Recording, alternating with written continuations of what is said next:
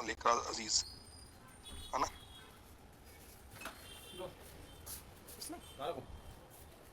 ये है ना? रख दे यहाँ पर। हेलो जी सर, यही है। ये है ना? तो पाण थोड़ो सो पहिरियों इंट्रोडक्शन ॾिसूं था हिन जो, history of Sindhi literature from after independence, है ना? हिनखे ॾिसी पोइ किशन चंद बेवस और लेकर अजीज खे पढ़ंदासीं।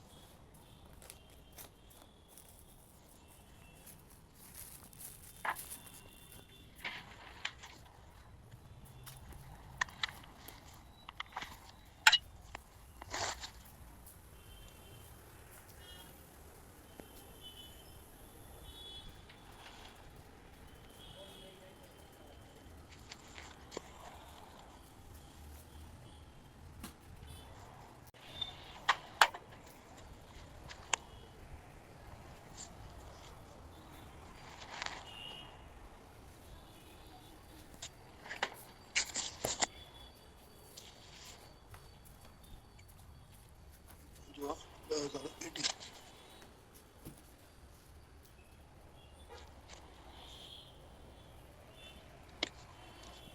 ॾिसो हाणे हिनखे पाण जेको आहे ॾाढो मुख़्तसर में ई ॾिसंदासीं, वधीक गहराई में कोन वेंदासीं हिन में। हेलो, अचे थो आवाज़ मुंहिंजो? अचे थो जी आवाज़? सर अचे तो क्लियर है। जी सर।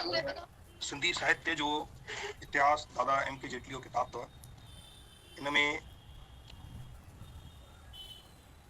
सिंधी साहित्य जा टे दौर ॾेखारिया विया आहिनि। पहिरियों अवाइली दौर, जंहिंखे पाण सभिनी खां पुराणो दौर मञूं था। ॿियो विचों दौर, जॾहिं शाह सचल सामीअ जो दौर हो। उनखां पोइ नओं दौर, जंहिंखे पाण आज़ादीअ खां पोइ जो दौर मञूं था।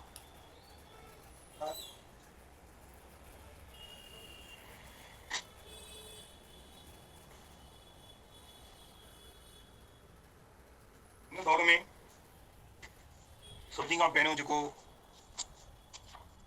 ॻाल्हि थी हले उहा हले थी लिपियुनि जी। त ॾाढो मुख़्तसर में हिन में पाण खणंदासीं, घणो गहराई में कोन वेंदासीं।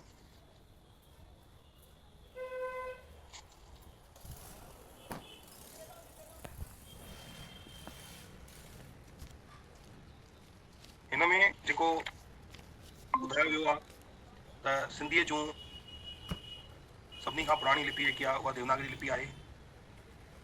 उहा असुलुकी ऐं आगाटी लिपि जे रूप में ॿुधायो वियो आहे। पर 14 ऐं 15 ईस्वीअ ताईं असां सिंधी देवनागरीअ ते ई हिरियल हुआसीं। अरबी ऐं फारसी कोन ईंदी हुई। पर 16 ईस्वीअ में जॾहिं मुसलमाननि जो सिंध ते राज रहियो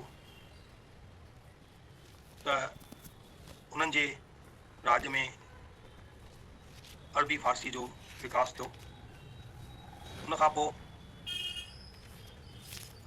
1853 ईस्वी में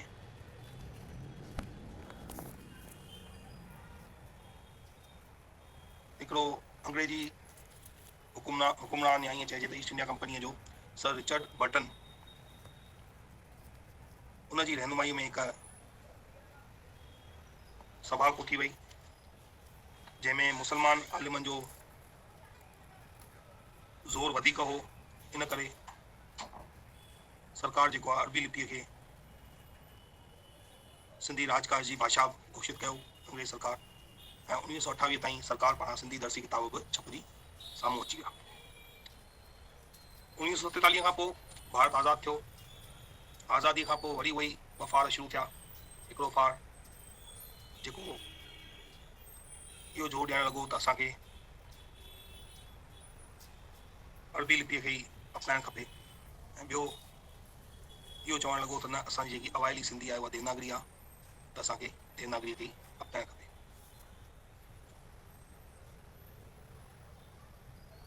सभु सोच वीचार करे, सभिनी ॻाल्हियुनि ते वीचार कंदे 9 मार्च 1950 ईस्वी में इहो सर्कुलर कढियो वियो त सिंधीअ लाइ देवनागरी लिपि तस्लीम कई वञे। पर जेके अरबीअ जा आशिक हुआ उन्हनि इहो न क़बूलियो ऐं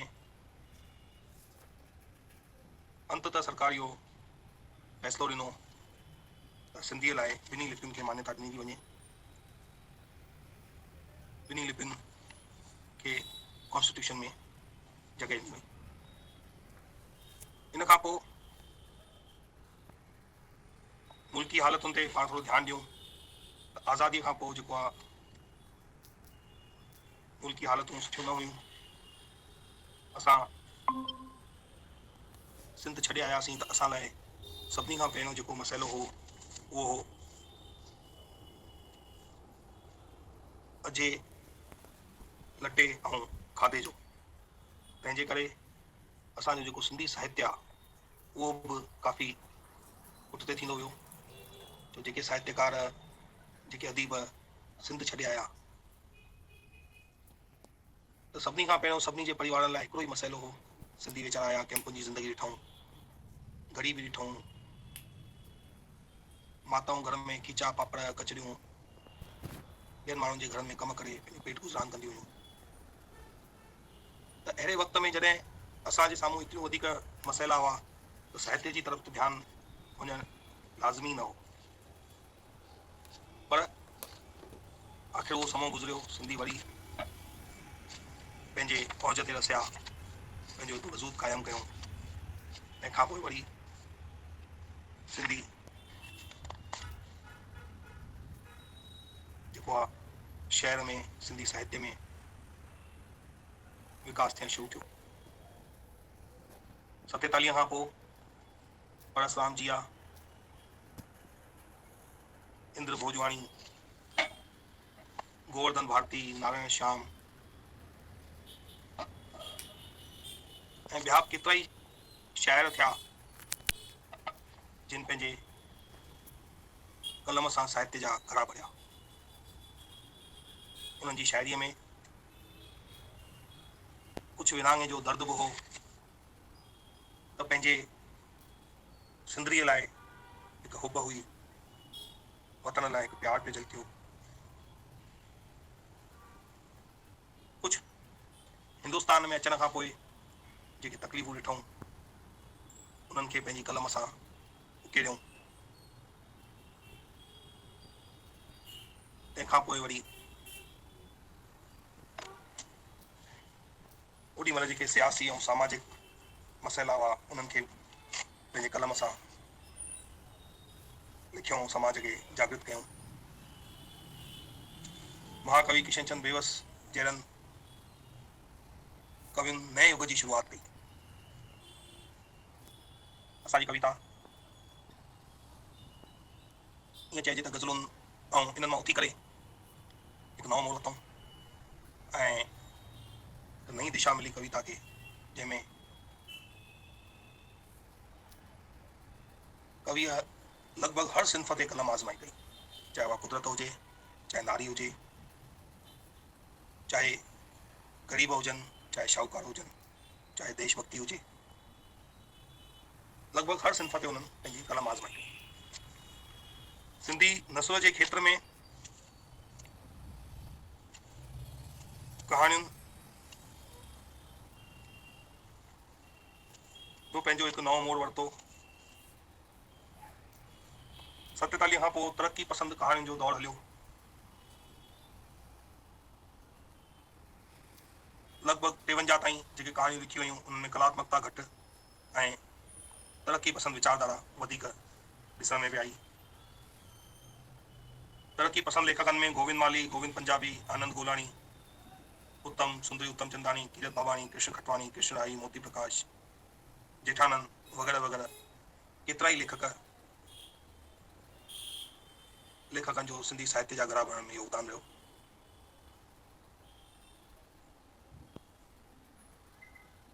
ताईं जेके कहाणियूं लिखी वयूं उन्हनि में हिकु ॿियो बि विषय घुरायो वियो, उहो सिंध जी सार, सिंध लाइ हुब वतनी, सिंध लाइ प्यार, विरहाङे जो दर्द।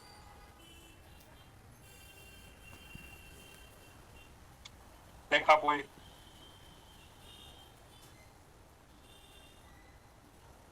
नारायण भारती, आनंद खेमानी, विष्णु भाटिया, ईश्वर चंद, श्याम जयसिंघानी इन्हनि लेखकनि गूनागून विषयनि ते पंहिंजी कलम आज़माई कई।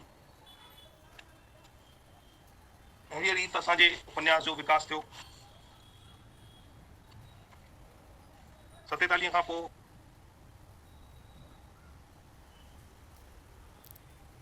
जेके शुरूआती दौर में उपन्यास लिखिया विया, साॻी तरह उन में बि सामाजिक मसइलनि सां गॾु गॾु असांजे जेकी कैंपुनि जी ज़िंदगी हुई उन्हनि जो ज़िक्र, सिंध खां विछड़ण जो दर्द, उनखे वधीक बयानु कयो वियो। राम पंजवाणी, चंदूलाल जयसिंघानी, कृष्ण खटवाणी वग़ैरह उहे लेखक हुआ जिन उपन्यासनि में पंहिंजी कलम आज़माई कई। पर उपन्यासनि में एतिरो विकास न थी सघियो जेतिरो थियणु खपंदो हो। तंहिंखां पोइ नाटकनि में ॾिसूं त नाटकनि में बि 1947 खां पोइ तमामु घटि विकास थियो। शुरूआती दौर में मंगारा मलकाणीअ कुझु नाटक लिखिया, पेश कया, स्कूल लेवल ते पेश थींदा हुआ। पर जीअं जीअं मीडिया जो प्रभाव वधियो, टीवियूं, दूरदर्शन, त नाटकनि जो दौर घटि थींदो वियो। सिंधी रंगमंच ते बि आज़ादी खां पोइ कमु थियो। सिंधु कला मंदिर, सिंधु आर्ट थिएटर, सिंधु कला निकेतन, दिल्लीअ जे सिंधु कला केंद्र, सिंधु कला संगम, सारा जोगियूं कोशिशूं कयूं।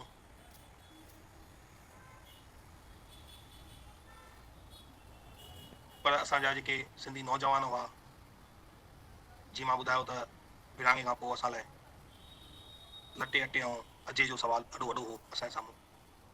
असांजा जेके नौजवान टही हुई उहा लटे अटे ऐं अजे जे चकर में सॼे विश्व में फैलिजी विया, जेके अॼु ताईं फैलियल आहिनि।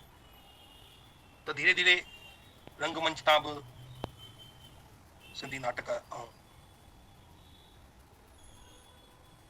सिंधी रंगमंच जा जेके कलाकार हुआ उहे सभु गुम थींदा विया। तंहिंखां पोइ सिंधी मज़मूननि में बि विरहाङे खां पोइ जिन लेखकनि औज़ माणी, उन्हनि में लाल सिंह आजवाणी, मंगाराम मलकाणी, तीर्थ बसंत, कल्याण आडवाणी, भोजराज नागराणी, मनोहर दास कोरोमल खिलनाणी, हरूमल सदारंगाणी, इहे मुख्य आहिनि जिन तमामु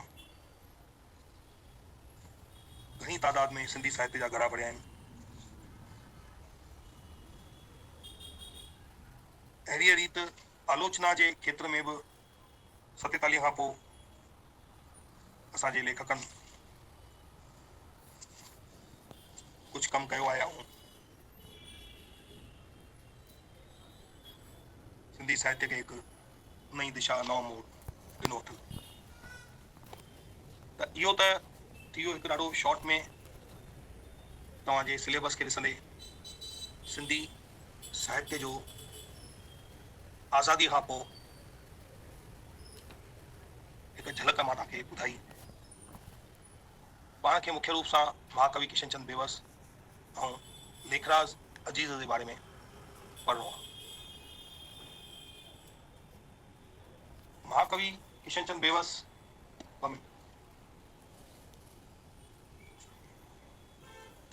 समीक्षा दीदी, जन्मदिन जो लख लख करोड़ करोड़ वाधायूं। थैंक यू मनोज भैया।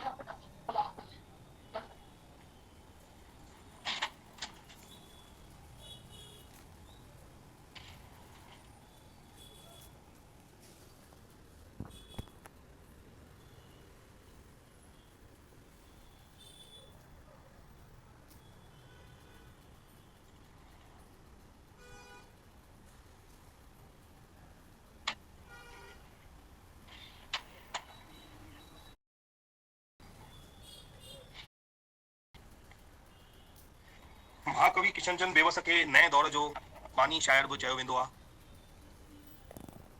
ही पहिरियों अहिड़ो शाइर हो जंहिं असांजी सिंधी शाइरीअ खे, सिंधी कविता खे हिकु नओं मोड़ ॾिनो। इन खां अॻु जेके शाइर थी गुज़रिया उन्हनि सिर्फ़ु या त उर्दू शाइरीअ खे जी नक़ल कई, या वरी सूफ़िज़म धर्म जे बाबति वेदांत जे मथां कविता ऐं शाइरी लिखी। किशनचंद बेवस न सिर्फ़ु सिंधी शाइरीअ खे हिकु नओं मोड़ ॾिनो, पर गूनागून विषयनि ते, गूनागून विषयनि जो मतिलबु आहे डिफरेंट टाइप्स ऑफ सब्जेक्ट्स ते पंहिंजी कलम आज़माई करे सिंधी साहित्य जा भरपूर घरा भरिया।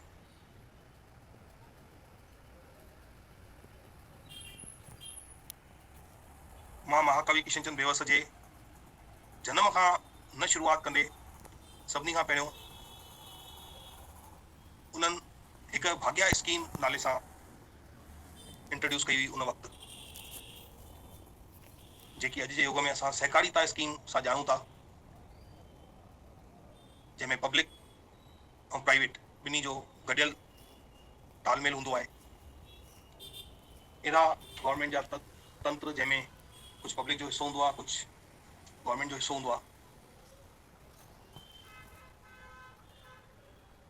कोऑपरेटिव सिस्टम जेको थींदो आहे कोऑपरेटिव सोसाइटी, बिल्कुलु उन युग में अॼु खां लॻभॻि इहा ॻाल्हि हूंदी, मां सम्झां थो 90, 92 या 94 जी, 94 खां हाणे थी विया 24 साल, हिकिड़ा लॻभॻि 10 साल, 34 साल अॻु इहा स्कीम सोचणु इहो क़ाबिले तारीफ़ आहे। उन वक़्तु आज़ादी जी हलचल हली रही हुई जेॾी महिल महाकवि किशनचंद बेवस जो जनमु थियो 25 फरवरी 1985। सॉरी, आज़ादी त मिली चुकी हुई पाण खे, पर असांजे आज़ादी जस्ट मिलण खां पोइ जेके असां तकलीफ़ूं झेले रहिया हुआसीं,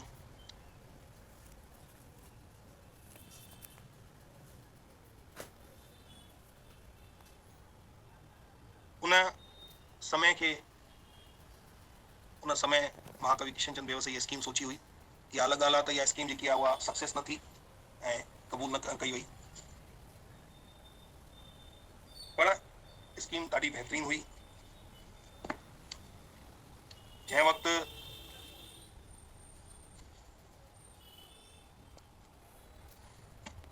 महांगाई वधंदी पई वई, माण्हुनि खे खीर, ॾुध, ॾयूं ॼण मिलण ई दुर्बल पियूं थियूं,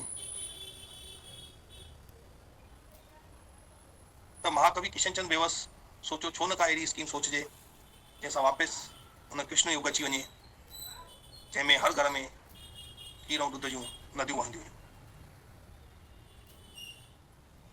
त अहिड़े वक़्त खे आणण लाइ उन्हनि हिकु योजना ठाही।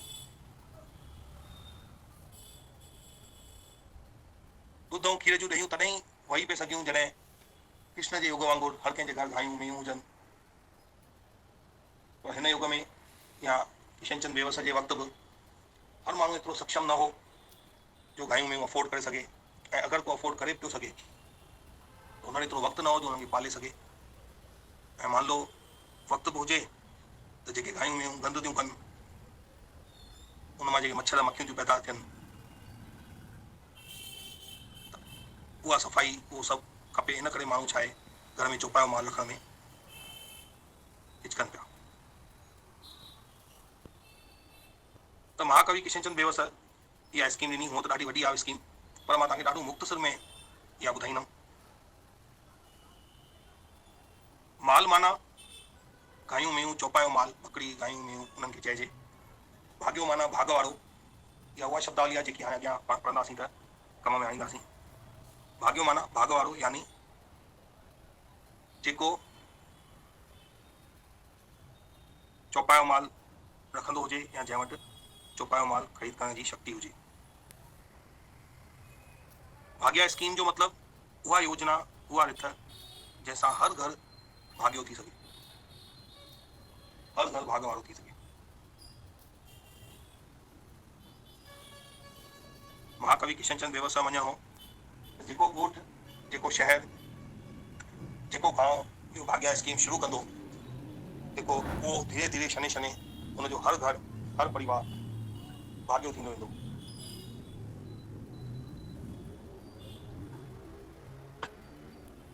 हाणे उहा योजना कीअं थींदी शुरू, कहिड़ा क़दम खणणा पवंदा, उन्हनि जे बारे में महाकवि किशनचंद बेवस तमामु हिकु सुहिणी सुठी स्कीम ॾिनी। महाकवि किशनचंद बेवस जे मुताबिक़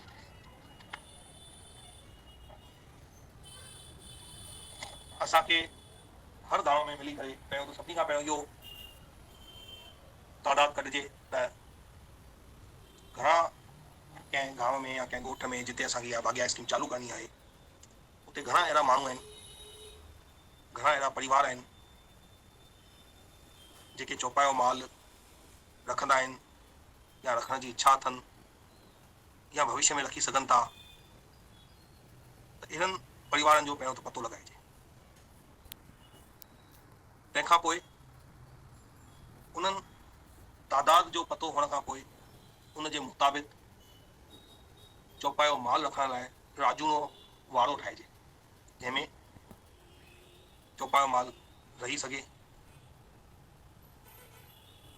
उहो जेको राजूनो वाड़ो आहे उहो शहर खां या गांव खां थोरो परियां हुजे। उन में गांइ में जे रहण लाइ हवा पाणीअ जी पर्याप्त व्यवस्था हुजे। हर जानवर लाइ हिकु प्रॉपर प्लेस हुअणु खपे, पीअण लाइ तमामु साफ़ सुठो पाणी हुअणु खपे। उन में दनार मुंशी हर 25 गांयुनि पुठियां हिकु दनार, हिकु मुंशी, हिकु हथ गाॾी वारो मुक़ररु हुजे ऐं गॾोगॾु हिकु खीर ॾोइण वारो जेको खीर ॾोए करे ऐं रोज़ मालिक ताईं पहुचाए।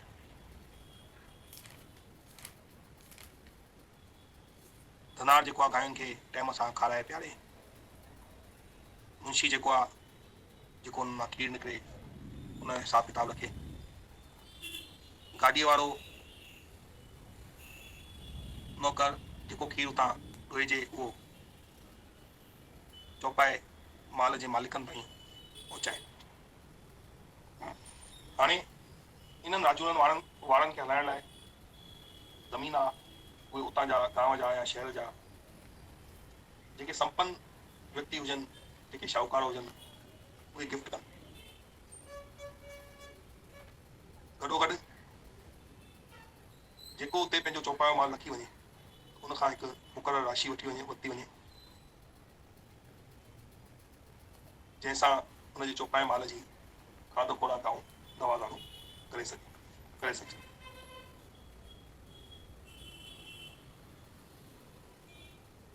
हिन स्कीम सां एतिरा त फ़ाइदा थी सघनि पिया जेका महाकवि किशनचंद बेवस जी सोच हुई त हर घर में हर परिवार भाॻियो थी वञे, हर घर भाॻियो थी वञे, वो साकार थी सघे। और हिन में कुझु कमियूं हुयूं, अॻियां डिस्कस कंदासीं पाण। महाकवि किशनचंद बेवस ॾाढो विस्तार सां हिन योजना खे ॿुधायो आहे। कहिड़ी रीति केतिरी साइज़ जा वाड़ा हुअणु खपनि, घणा उन में माण्हू कमु कनि, उन्हनि माण्हुनि जे मथां वरी हिकु कमेटी हुजे जंहिंमें शहर जा नामी ग्रामी चुनिंदा माण्हू हुजनि जेके उन्हनि माण्हुनि जी देखभाल कनि, रखरखाव कनि। कुल मिलाए योजना जे हिकु हिकु भारी शइ ते ध्यानु ॾिनो वियो आहे। इन सां फ़ाइदो त जेको चौपायो माल पंहिंजे उन्हनि वारनि में रखी थो वञे त तमामु घटि पैसे में जेको आहे उन चौपाए माल जी सुरक्षा थी थिए ऐं उनजो रखरखाव देखभाल थी थिए ऐं उनखे खीर बि पूरो थो मिले। जेतिरो खीर उन जी ज़रूरत आहे उहो इस्तेमालु करे।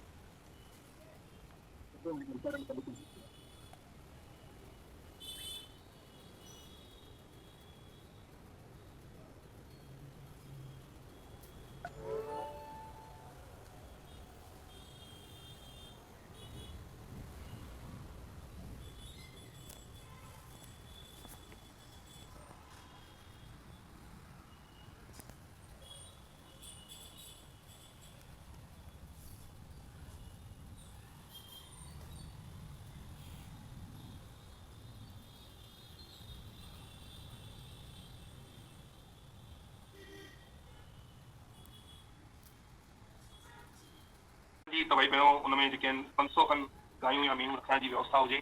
हर 25 अदद माल जे पुठियां हिकु ॾूहो, हिकु थनार, हिकु मुंशी, हिकु हथ गाॾी वारो नौकर मुकर रखियल हुजे। सभिनी खे पंहिंजो पंहिंजो कमु विड़ायल हुजे ऐं सभु पंहिंजे पूरी ईमानदारी सां पंहिंजे कम जो निर्वहन कनि। उन खां पोइ राजूनो भाणो, राजूनो भाणो बिल्कुलु राजूड़े वारे सां गॾु उन ई साइज़ जो हिकु अहिड़ो प्लेस हुजे जिते अहिड़ो माल रखियल रखिजे जेको खीर नथो ॾेई सघे या नंढड़ा फर हुजनि, पंहिंजा नंढा ॿार हुजनि जेके अञा खीर ॾियण लाइ तयारु न आहिनि, अहिड़े माल खे उते रखिजे। ऐं अहिड़े माल लाइ उनजे खाधे लाइ मालिक खां कुझु बि राशि न वरिती वेंदी जेसि ताईं की उहो खीर ॾियण लाइ तयारु नथो थिए। सर इनखे छा चइबो आहे? राजूनो भाणो, हिकु वाड़ो, हिकु राजूनो भाणो, इहे ॿियो त पंहिंजा नाला ॾिना हुआ हिनखे। इन खां पोइ राजूनी भांडो, भांडो उनखे चइजे जंहिंमें चौपाए माल जे खाद खुराक जो पर्याप्त मात्रा में खाधो रखी सघे। जॾहिं बारिश जो मौसम हुजे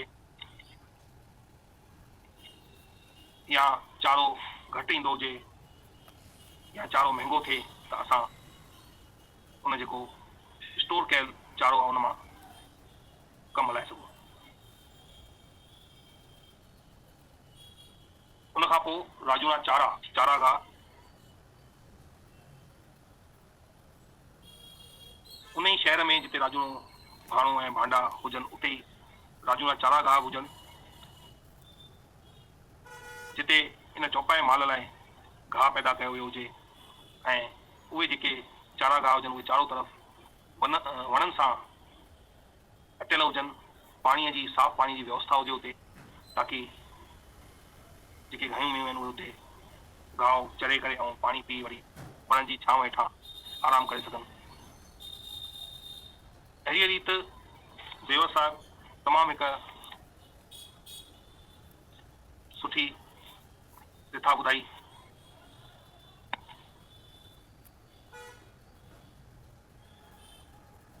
राजूरा चारा खां पोइ राजूरा ॿारहं हुजनि। ॿारहं वारे जी उहा मिल्कियत आहे जिते माल लाइ खाधो पैदा कयो वेंदो। छो रुगो माल आहे, गायूं में रुगो चारो न खाईंदियूं आहिनि, उन्हनि जी सुठी सिहत लाइ उन्हनि खे भूसो, मटर, ककड़ा, कर, कुतुर वग़ैरह बि खाराया वेंदा आहिनि। त उहे बनियूं, उहे खेत जिते माल लाइ पोख पोखी वञे ऐं उन पोख खे कटे करे माल जे खाधे लाइ तयारु कजे। उन खां पोइ राजूना दुकान हुजनि जिते जेको उहे दुकान जेके आहिनि उहे शहर जे विच में हुअणु खपनि, जितां जेको चौपाए माल मां खीर वग़ैरह मिले उहो दुकान ताईं पहुचाए वञे ऐं उतां जेको आहे चौपाए माल जा मालिक उहो खीर खणी वञनि। तंहिंखां पोइ हिकु शब्द ॾिनो राजूनी मालधारी। राजूनी मालधारीअ में उहे सभु अची था वञनि स्थान जेके हिन योजना जे अंदरि आहिनि, जीअं वाड़ो, भाणो, भांडो, चारो, ॿारहं दुकान वग़ैरह।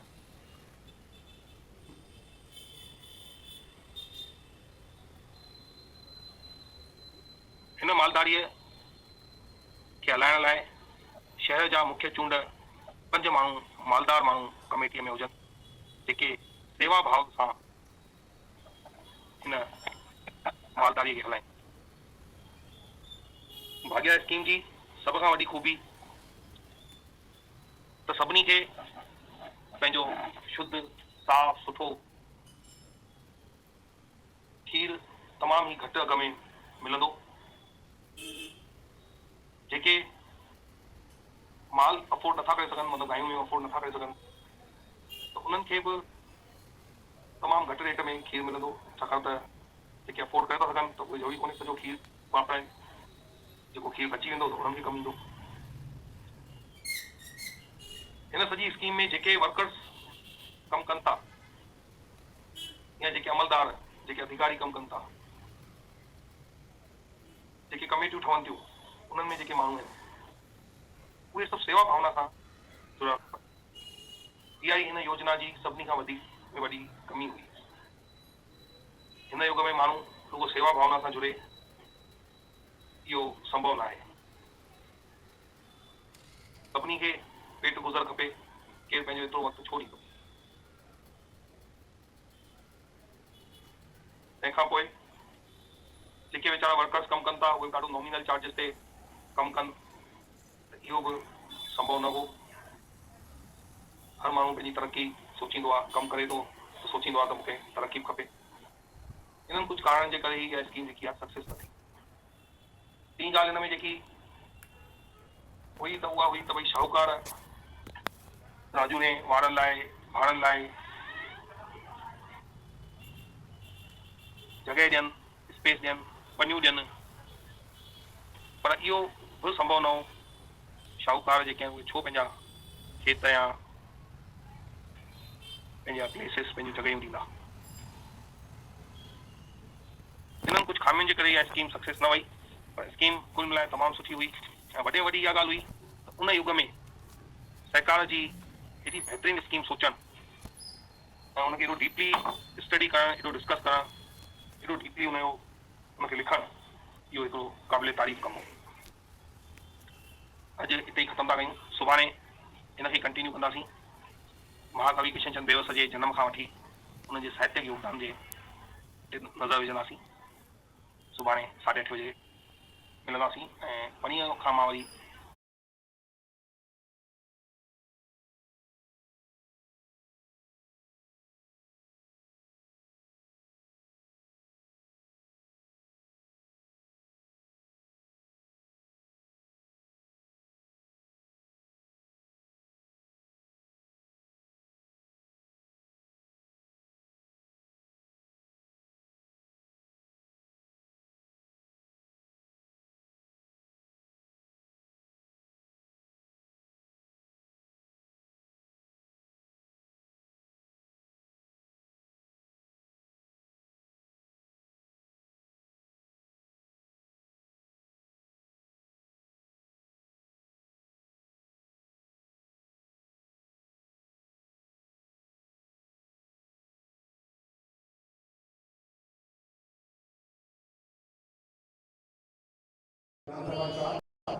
इस प्रस्ताव का पूर्ण समर्थन करता हूं। साथ ही साथ आप सभी से निवेदन करता हूं कि आप दोनों अपने दोनों हाथों में उठाकर देखिए हम देवों के साथ इस प्रस्ताव का समर्थन करें। जय श्री राम। धन्यवाद। धन्यवाद आदरणीय जी। मैं आगामी कार्यक्रम के रूप में कार्यक्रम में शुरू करता हूं। आगामी कार्यक्रम के रूप में पल्लवी जी तो शायद माइक में प्रॉब्लम आ रहा है। छाओ सबे लगा कोशिश करे भी ना साउंड अच्छे को निर्मला दी मला तो शायद जॉइन थी वही मुझे कम कारण लगी जी आवाज़ अचे थी तव्हांजी, मां कंहिं कार्यक्रम में आहियां त आवाज़ अचे थी तव्हांजी। कार्यक्रम कोने पार्टिसिपेट करें। महाकवि किशनचंद बेवस के बारे में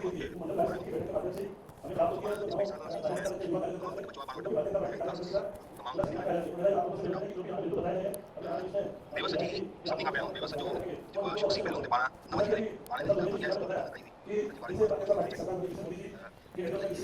कही सर टीवी क्यों था? हाँ क्या? जी जी उन जमाने में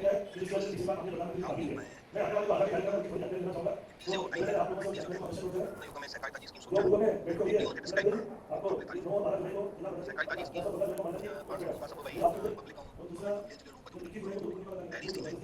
सहकारिता की स्कीम ते आधारित थी पब्लिक वटा तो की जगह खयो वेंदो आहे अमन मां जिते जिते जमा दिखाई में पेट जे हिसाब सां जो गवर्नमेंट कंदी आहे पानी प्लान में या केरो नुकसान थी वञे और पेट तेरा ब्याज का यानी कि जो गवर्नमेंट में तो तय रीति हिसाब सां कोई कमीशन होची माल वठण में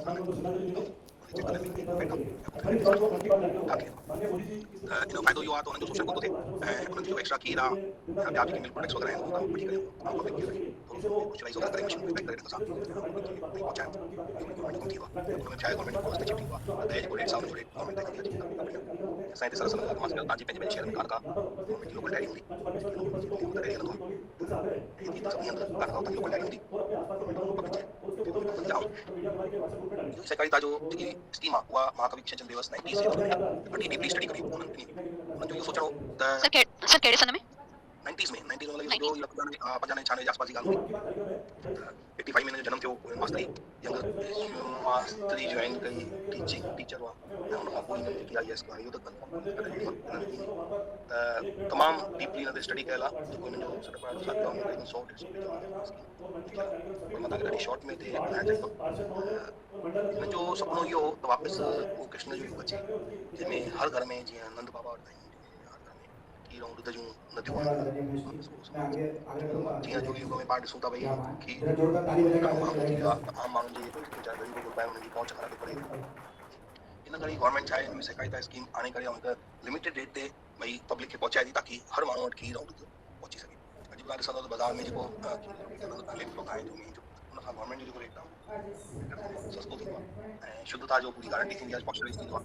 इन करे अहिड़ी स्कीम छा आहे किशन बेबस बि ठाही हुई, जंहिंसां हर व्यक्तिअ खे सुठे ऐं ॾाढो घटि रेट में खीर ऐं खीर जा प्रोडक्ट्स मिलनि, जंहिंसां माण्हुनि जी सिहत सुठी ठहे ऐं जेको आहे शरीर बलवान ठहे ऐं सुठो हर इनकम सोर्स बि सुठो थिए।